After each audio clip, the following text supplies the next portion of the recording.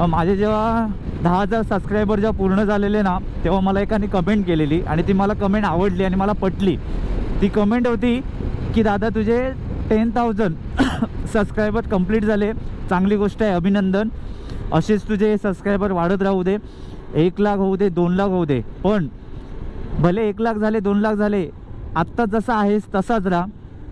जसे प्रत्येकाला रिप्लाय देतोस लगेच, तसेच रिप्लाय देत राहा आणि जसं आहेस आता तसाच राहा.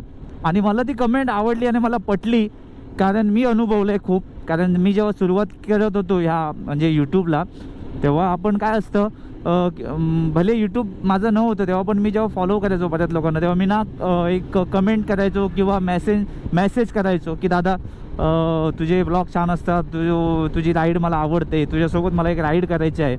पण कधी कधी काय असतं, माणूस जेव्हा थोडासा हवेत असतो ना, हवेत जातो, तेव्हा मागचं थोडं विसरतो. असं मी खूप अनुभवलं आहे. बरीच लोकं नाही आहेत अशी, काही किरकोळ लोकं आहेत हाताच्या बोटावर मोजण्या एवढी, की जेव्हा त्यांचे फॉलोअर सबस्क्रायबर जेव्हा कमी असतात तेव्हा प्रत्येकाला रिप्लाय देणं किंवा भेटणं हे चालू असतं. आणि जेव्हा त्यांचे फॉलोअर्स वाढतात, जेव्हा ते सेलिब्रिटी बनतात किंवा त्यांचे सबस्क्रायबर वाढतात ना, तेव्हा काय माहीत नाही, थोडंसं ते हवेत असतात, हे नक्की आहे.